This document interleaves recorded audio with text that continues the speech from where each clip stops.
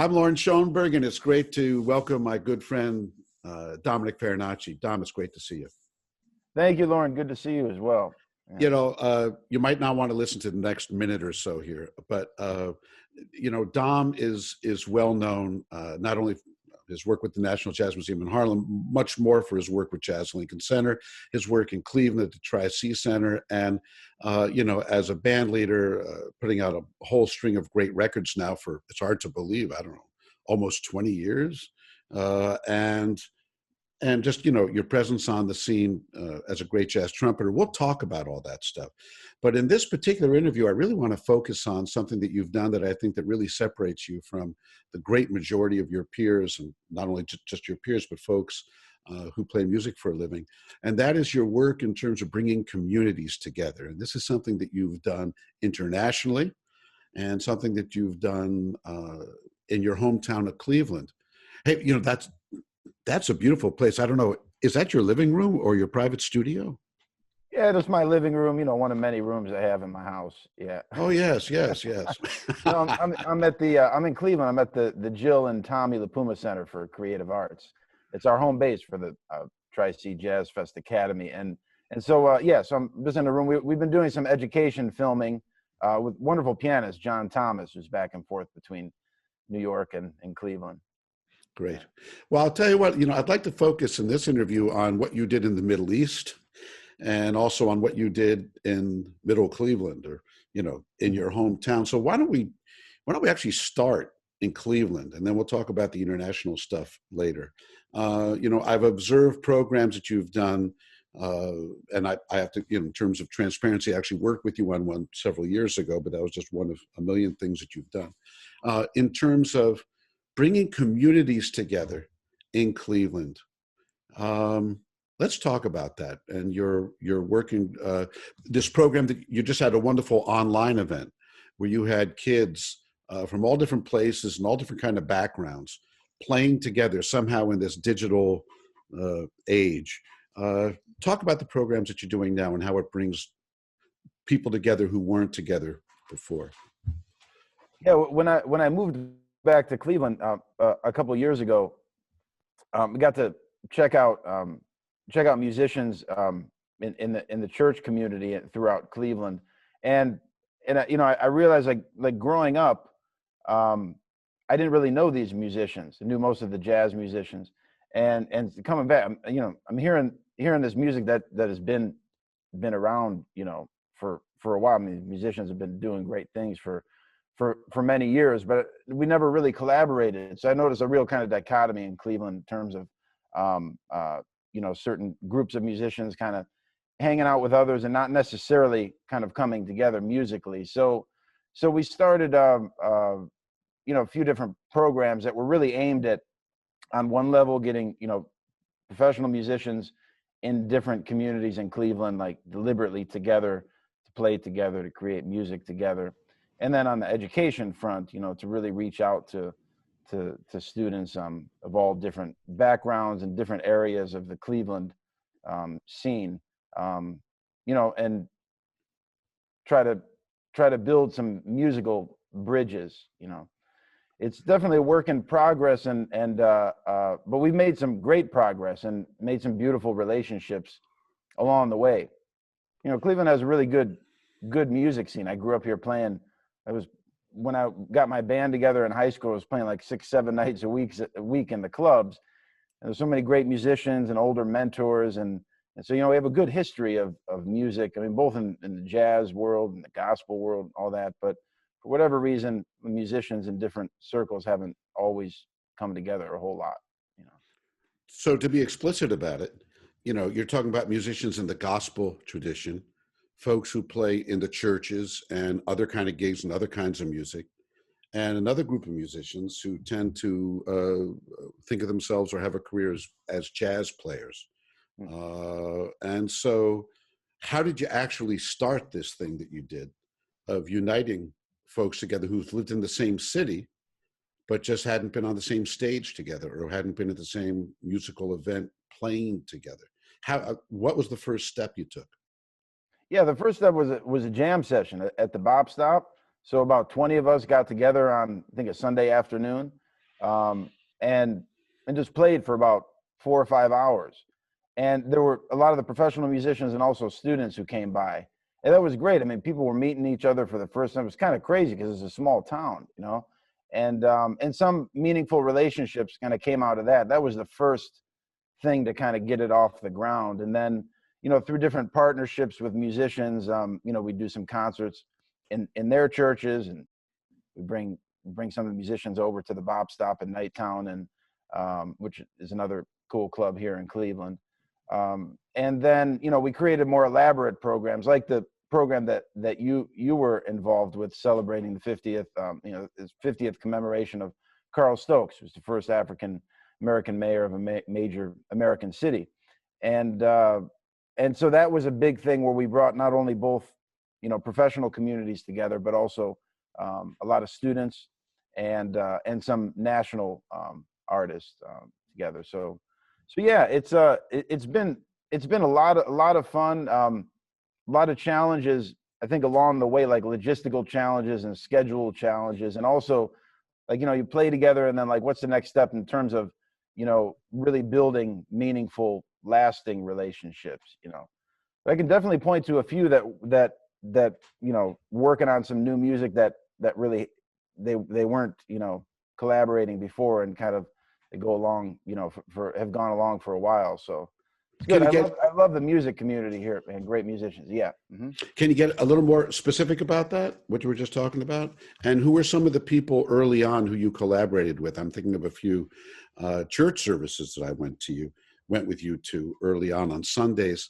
Some wonderful musicians that you associated with and that you brought into your circle that helped you create this. Mm-hmm. Yeah, my key partner early on was Johnny Parker, who's a wonderful bassist and a pastor and community leader in Cleveland.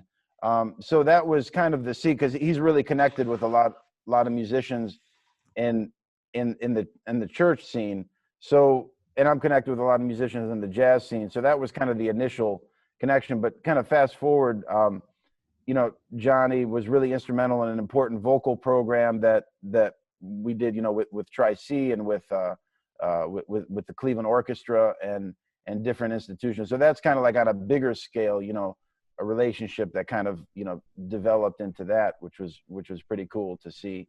And other things like the project celebrating Carl Stokes, we did that at the Maltz Center, which is a beautiful renovated synagogue. And that was a great place where we brought all these different folks, different backgrounds together to all celebrate this, this important moment in Cleveland history. So those are a couple examples of kind of on a bigger scale, some of the musical developments that came out of it.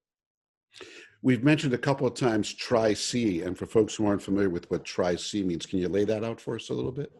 Sure. So maybe some people know the TriC Jazz Fest. We're going into our 42nd year. And TriC is Cuyahoga Community College. That's what the 3 C's are.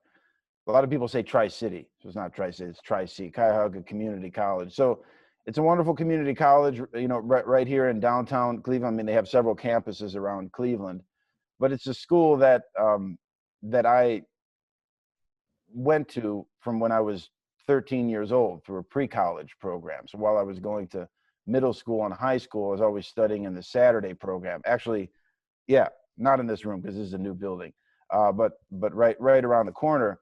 And that was, you know, where I met a lot of the older mentors, like Ernie Krivda, wonderful saxophone player, and my lifelong trumpet teacher, Steve Enos, and Joe Hunter on piano, like really great staples of the Cleveland scene. And also that was the place that I met students of my age, of different backgrounds, different parts of the community. So that was really like where I learned how to play jazz, and it's always been my home base actually since I was 13.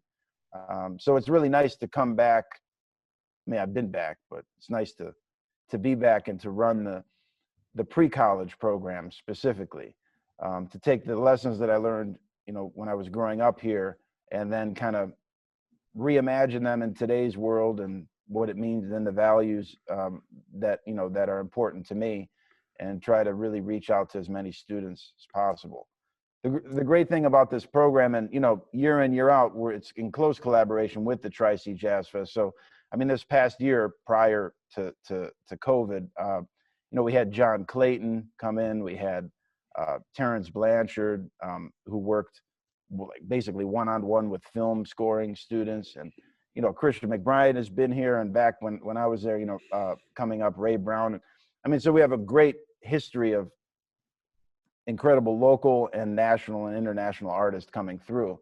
And the program is really affordable too. You know, that's what we're really excited about, providing this kind of, you know, level of instruction at a price that, you know, really, and we have great scholarship opportunities, because that's really our mission, to really reach as many different sides of the community as possible. So that's something I'm very passionate about. I had it easy with college tuition because I went to Juilliard in the first year, and, you know, everything was paid for. Our tuition was paid for. We had to cover our living, which was expensive, but, you know, I didn't come out of Juilliard with huge, you know, education loans that I had to pay off. And, you know, that's something really important. Looking at the price of so many colleges, we want to see how much we can offer here, you know, to make it really accessible, and to set students up like after they, you know, once they go to college and after they get out of college. So, yeah. Dom, you know, one name that always comes up in talking with you about your background, and I'm sure we were just about to get her, is Terry Pontremilly, and the great work that she's done. I mean, she's one of these rare people in the jazz industry who's like run a major festival for many years, that when the name comes up, musicians don't just roll their eyes and grimace, you know, which is how most people look at most people who run jazz festivals. She's rare that way.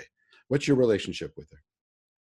Terry, yeah. When I was 13, my mom was managing a restaurant downtown, and TriC Jazz Fest was hosting a party at the restaurant, and she knew my mom knew that Terry, you know, worked for Jazz Fest. So she came up to her and said, you know, my son, he locks himself in the room and, you know, tries to play along with Louis Armstrong.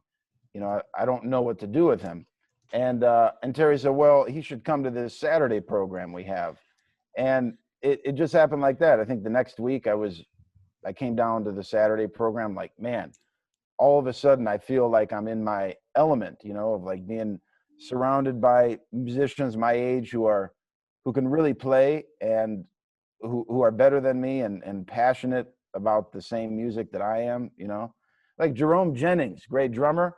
He was in the program back then, and Sean Jones, wonderful trumpet player, of course, and yeah, a lot of great musicians that still have relationships with now. You know, we're all in that program. Curtis Taylor, yeah. Anyway, kind of go on. It was a special time for sure. But my Sure. relationship with Terry is, I mean, I talk to her almost every day still. I mean, fast forward 2 decades, however long it has been. And she has been one of the most important people in my musical development. You know, everything I've done and that I'm interested in doing, I always bounce everything off of her all the time, and she's kind of set me in certain directions. She introduced me to Puccini's music early on, which kind of made me go in a specific direction for a minute, which I absolutely loved. And so, her understanding of the music and her taste is really, taste in music is really, really spectacular and special. Love Terry. Let's just talk about the program that you just concluded, that's up online, and the performances that just happened last weekend. I should say that, that we're recording this in mid-December 2020. You might be watching this at some other point. But, you just recently had a wonderful program. Can you describe it just briefly? Yeah, since March, we've been doing a hybrid teaching with the pre-college program. So the program is, for students from ages 12 to 18. Mm-hmm. And so we had rhythm sections in this room, every Saturday rehearsing. And all the horn players and vocalists were only online. So the final Zoom concert we did, we actually recorded 18 songs across the entire program. Some rhythm sections, in person, that was easy because you just set the camera up and they either sound good or they don't, but the challenging part was the virtual recordings, and we put about 14 of those together. So each musician is responsible for, learning the music, being able to get play along with the headphones and trying to anticipate your band member's part, which you're not hearing yet, so there's a whole skill to that. There's a whole art to putting this virtual thing together. And it's really demanding, and it's a great lesson, I think, for all of us. And so, yeah, we put together a concert of 18 songs, and we broadcast it on Zoom, in real time. And it was really special because all of our, other final concerts we never did online. And this is so nice. I asked people where they were tuning in from, and, and they have family and friends and other people who just heard about the program from, 7 different states, and also, overseas too, from tuning in from Italy and different places. So that's really special. I think, as jazz musicians, we're kind of, used to, if we're able to do gigs in different places, we're used to that, getting to play for people in different corners of the world. But I think it's really special for the students to have their music, on display for such a diverse kind of audience. It's really awesome. I loved it. They're good. They're really dedicated, and we have a wonderful faculty. And before COVID, we were actually one of the groups called Spirit of the Groove. We were supposed to perform at Jazz and Lincoln Center at Dizzy's just back in May. So we were really sad that we had to cancel that. But we hope to get back to New York at some point, and really just working hard to develop the fundamentals of playing this music. Dom, I'm going to try and summarize something here just quickly because I want to get to the meat of the issue. And if I get it wrong, just tell me. You came to New York, you went to Juilliard, you were mentored by Wynton Marsalis even before you came to New York. He actually put you on national television, when you were still in high school. Came to New York, had great professional associations, came out of school, made records, did all kinds of stuff. And at some point, Jazz Lincoln Center started opening up clubs, a couple of clubs, originally just one, in the Gulf, and in Qatar and in Doha. And there's a club called Dizzy's, I believe that was the original name. And for whatever reason, it ran into some problems. And they were kind of thinking of, could they keep it open or could they not keep it open? And for whatever reason, you wound up going there at that moment. And you're much too modest to say this, so I'll say it. Not only did the club stay open for quite a while, but you really kind of reimagined it and turned it into something that when I visited the area about a year after you left, people were talking about it like the golden age of different communities coming together. That's what really struck me. It wasn't just going to hear the music that you were playing.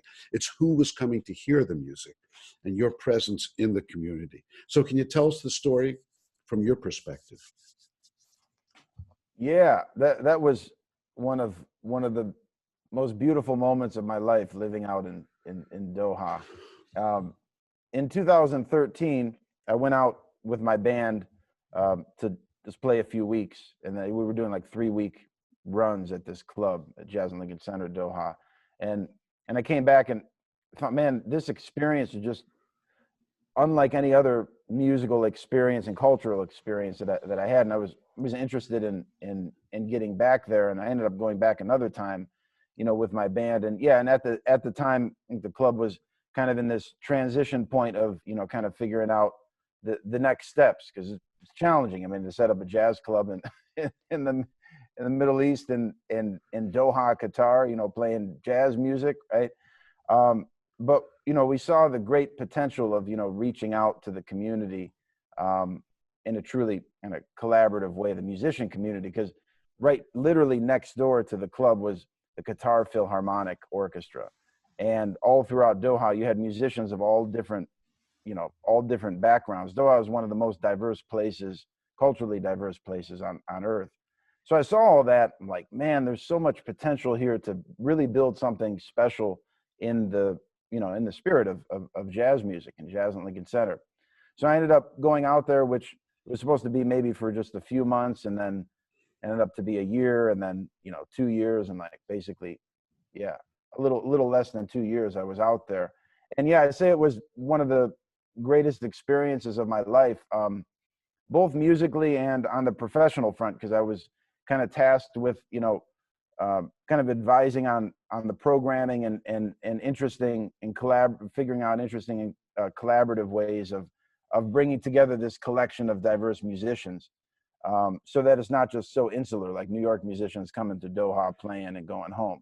So we kind of reimagined the whole thing, and we had this great tango group with this wonderful artistry, this great Syrian musician, musicians from Lebanon and from Iraq and all different kinds of places around the region, and it really became an incredible hang night after night, with people like our own age coming out night after night, checking out this music, hearing new musicians, celebrating the musicians that are in Doha.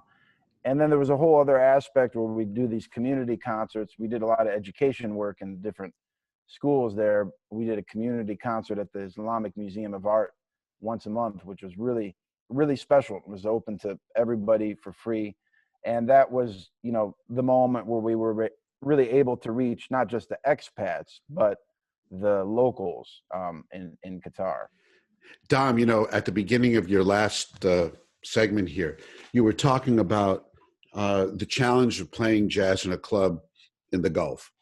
And, it just kind of flew by, but I wanted to zero in on that for a moment, because this is something that you lived and that you experienced. And, the way that, we think of the way that an audience behaves, it's so codified. It's funny, jazz is supposed to be such a nonconformist music, but it's a lot of conformity in it. The way that the audience behaves, the way that the band plays and behaves, and that whole relationship, you can't just cut and paste it from Dizzy's in the Time Warner Center to a nightclub in the Gulf, and so I'm wondering, how did you experience that? And then the second part of it is just that you came up with a very creative solution that eventually wound up with you doing commercials for the telephone company on television and being interviewed on international TV shows. You became quite a presence there. So clearly you found the key to that lock to figure all that out. But let's just start the discussion with talking about, what happened in the club, the attitude of the musicians that were playing there, the attitude of the people that came in, and how did you start to solve that seeming disconnect?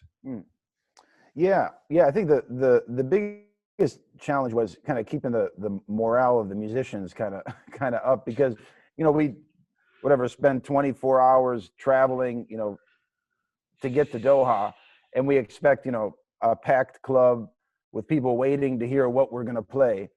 And in reality, if the club is packed, it's packed with people who are out spending a lot of money with their friends, looking to have a good time, and with some music in the background.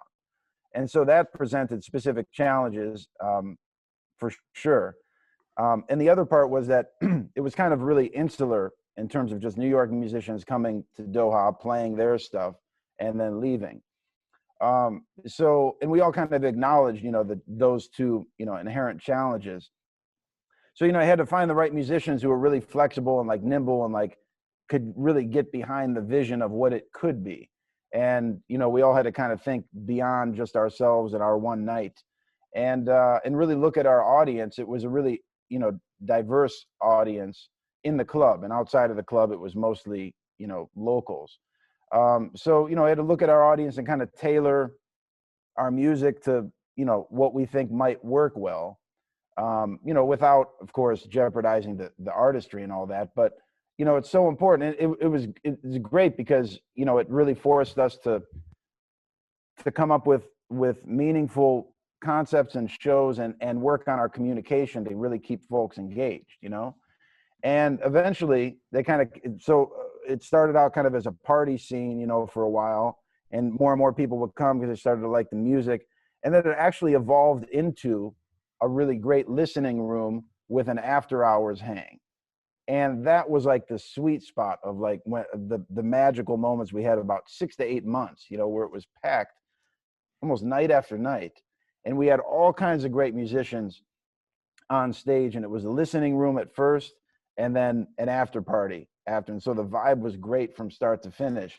And I think we achieved that through the cultural collaboration, through bringing in musicians from the Qatar Philharmonic Orchestra. I mentioned these great tango musicians from Syria, different places, and great European musicians.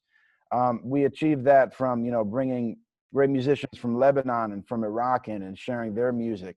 And so finding that thing that people from that area who come in that area can relate to musically. So the Arab influence in the music was really prevalent. And there's a ton of European musicians, there as well. So that was much easier. But, getting into the Arab world of figuring out how to make this work was the biggest, challenge for sure. Let's talk about that. How did you do it? And this is, the brilliant stroke, that you pulled off, which was that, if any number of musicians had been there, maybe they could have come to the same conclusion that you came to, that this is what's needed. But then you might be 1,000 miles away from actually trying to pull it off on a gig on the bandstand, So how did you start to do that? I mean, how did you start to blend in? I mean, maybe you could tell the story of one specific musician from that world that you brought in, and how, the time signatures, the tunes, the understanding. How did all that happen? And who were the musicians that you brought in to work with you that were so flexible? Yeah. I think in terms of just starting to build the community support, it was as simple as, I know I was there in Doha, and if I wanted people, and it's a small community, everybody kind of knows everybody. So if I wanted people to care about what I was doing in the club, then I need to care about what they're doing in their own worlds, in their own social worlds. So that was, finding the making friends actually, with folks. This, thinking back on it, I wasn't like this deliberate about it at the time, but this is why it worked.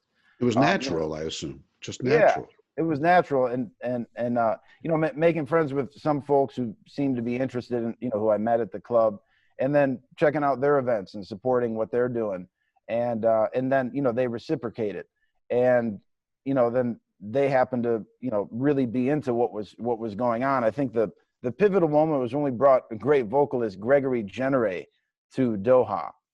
And I played with him, for many years on and off at Smoke in New York City, in that cool residency he did for a long time.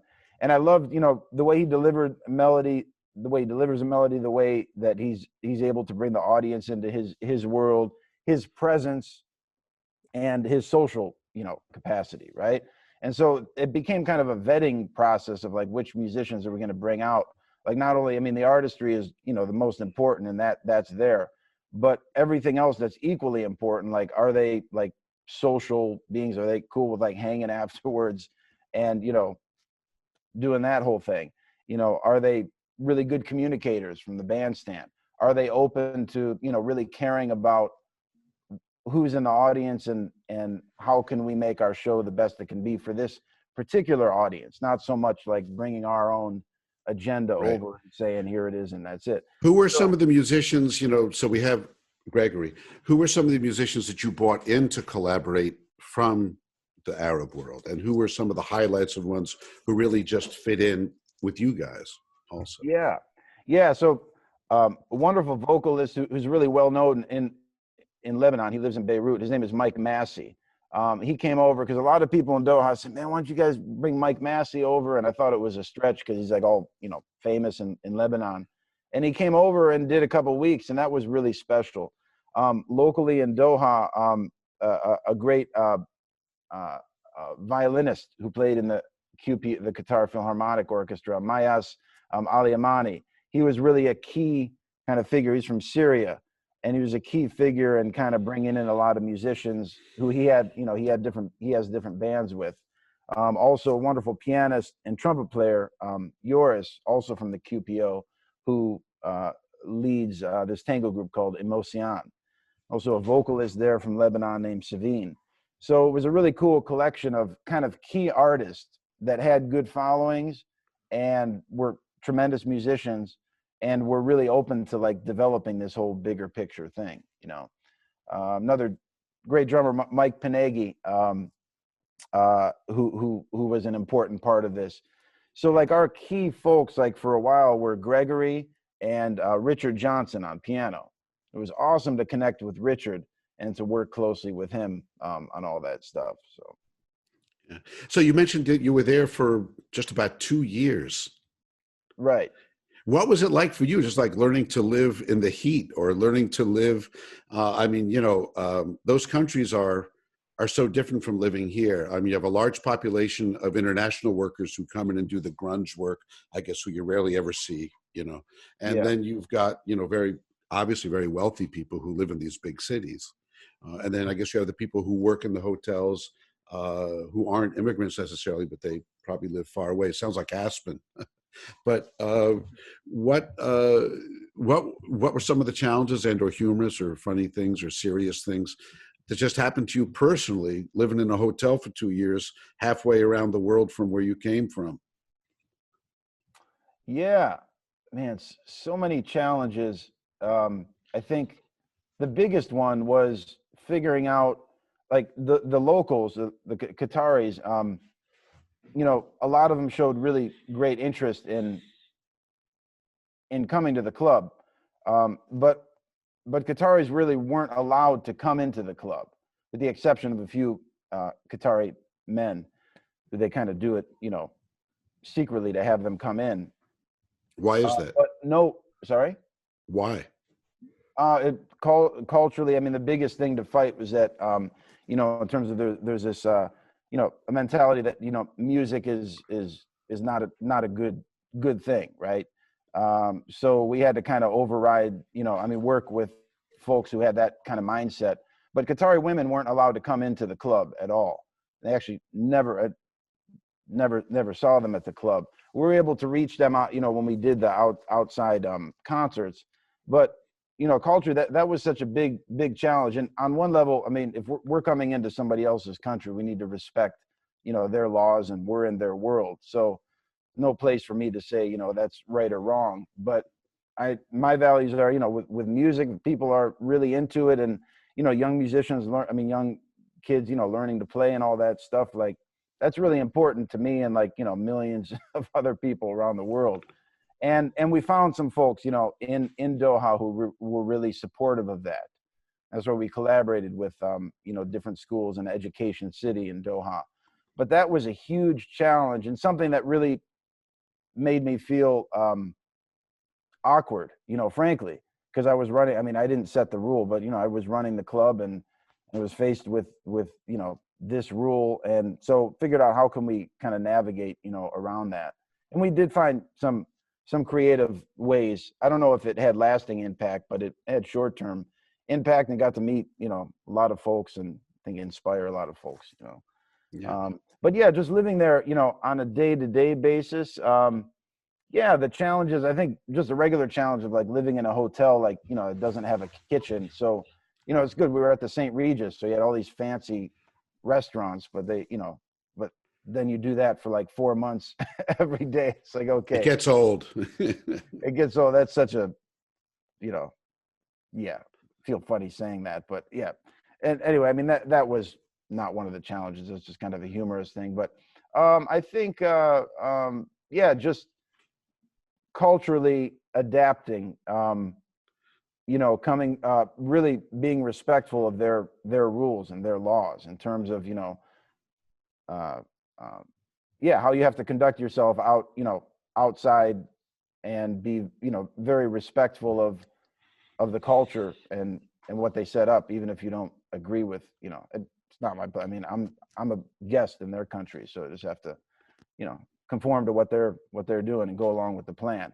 But I would say, like, the crime rate in Doha is, like, basically, non-existent. It's because they have such incredibly stringent laws, and security, and so, a lot of people say, well, you're living in, in Qatar, like, are you going to be safe out there? I mean, people, don't know much about the area, which is understandable. I had the question, but I felt completely safe at every single turn, in Doha. So as long as you just follow the rules and, don't cause problems, you're totally fine.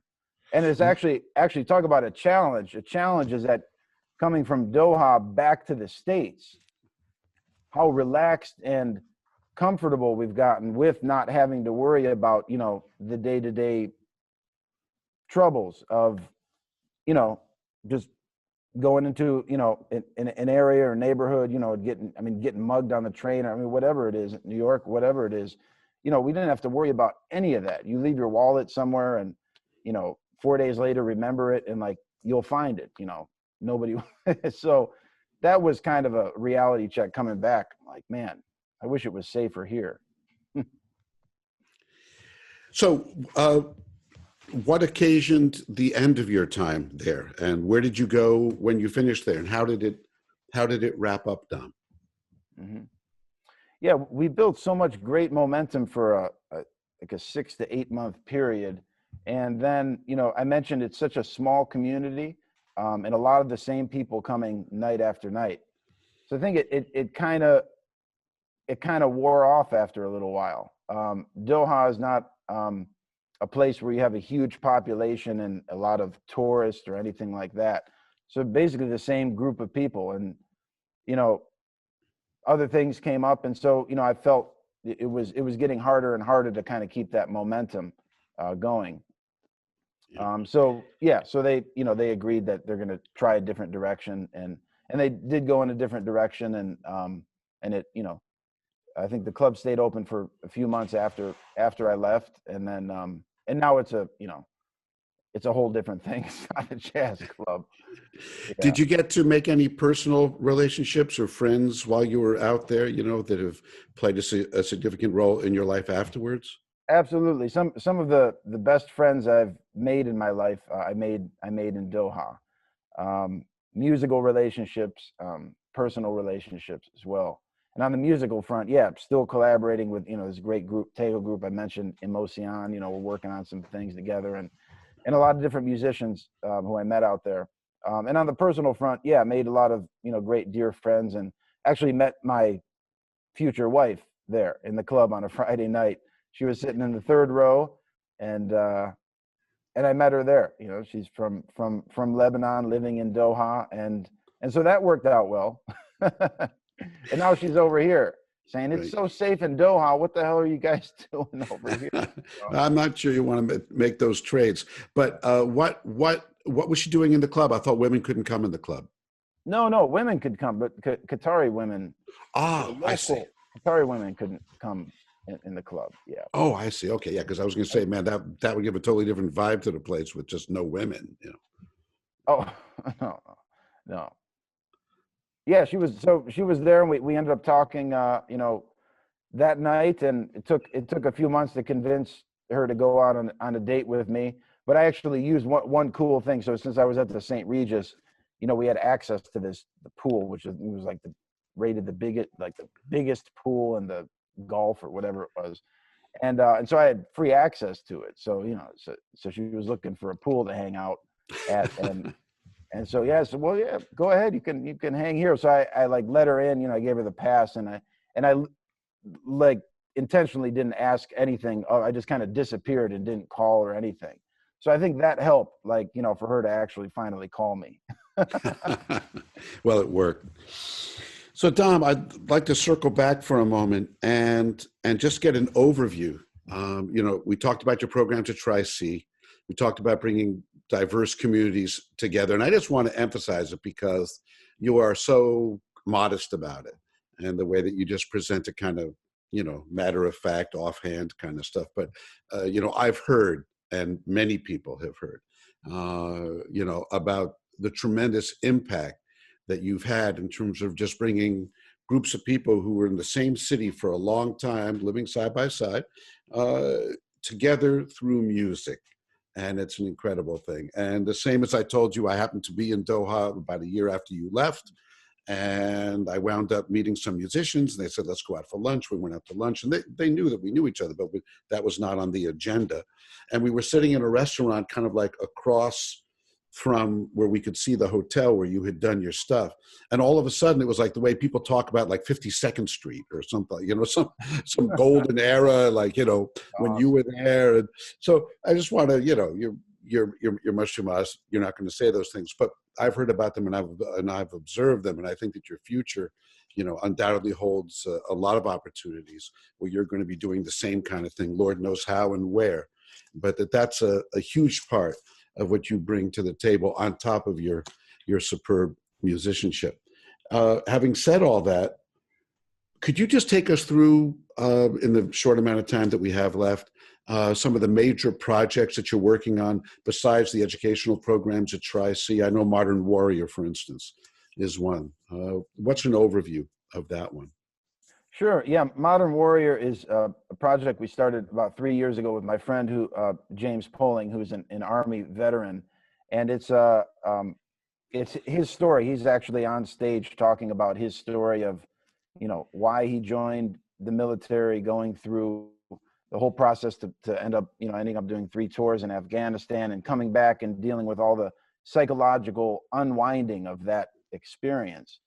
So we met, and I heard his story, and it really inspired me to create a whole production around it. So it's called Modern Warrior Live, and it's been, we've been touring for the past few years, doing a lot of mental health and veteran conventions and organizations and some theaters and things.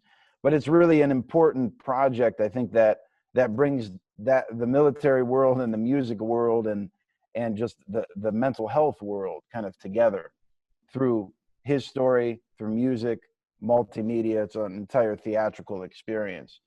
And that, for me, is something that I'm really proud of and passionate about developing, because I see, when we do these performances, I see people coming up and hearing his story and being impacted by the music behind his story. And it's literally like changing people's lives. It's literally getting, people who are struggling with their mental wellness to getting into, therapy. And so it's like, it's one of those call to action pieces, which is really important for me as a musician, as an artist. So that takes up a lot of time. We just finished a film, a COVID-friendly film we did, which took like 6 months, which is going to be released soon. And yeah, so that's a big project. There's a lot of other kind of projects, on the burner that we're working for, towards for the next couple of years. But I'm kind of in the process now of kind of figuring out how to bring all of these different experiences and musical interests together. It's kind of challenging, So I've been fortunate, especially the past 5-6 years, like I only do like exactly what it is I want to do. But that's kind of casting a really wide net, And so I'm figuring out like how to tie all this stuff together. And I know there's a lot of different threads, and the community aspect, like of the TriC program, I'm really passionate about that. And I see a thread between that and Modern Warrior, and a thread between those two things and, the stuff I did in the Middle East. I guess ultimately it's about connectivity and community. Dom, you just took away my closing question.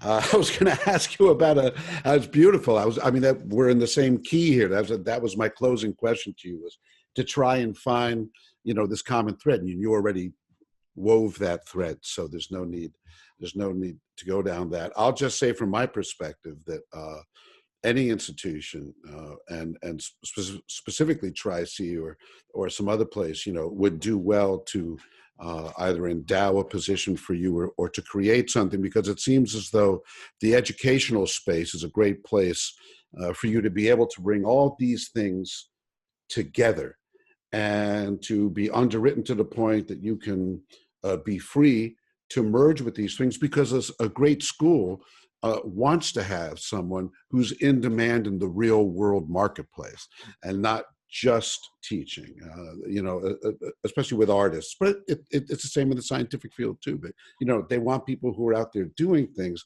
that can somehow manage a commitment there. And we certainly look forward to hearing a lot more about that. This has been really great. It's great to see you. And thank you for your time. Oh, thank you, Lauren. It's a pleasure to be on this great series, and appreciate getting into detail on all this stuff, man. Thank you. All right. We'll see you soon.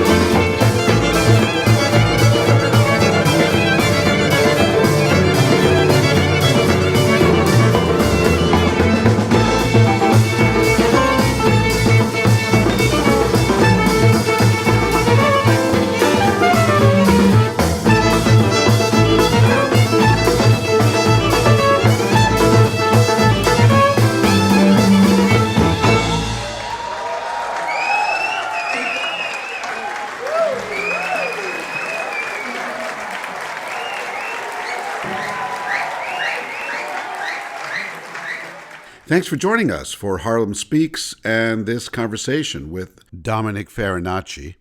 The museum offers many programs, some historical, some interviews, many on contemporary issues that intersect in many and surprising ways with jazz. My name is Lauren Schoenberg. I'm the senior scholar at the museum. You can find out more about what we offer at our website, www.jmih.org, at our Facebook page, also on our YouTube channel, where many of these interviews ultimately live. On behalf of the staff, our board, our volunteers, everyone at the museum, we want to thank you so much for joining us, and we'll see you again.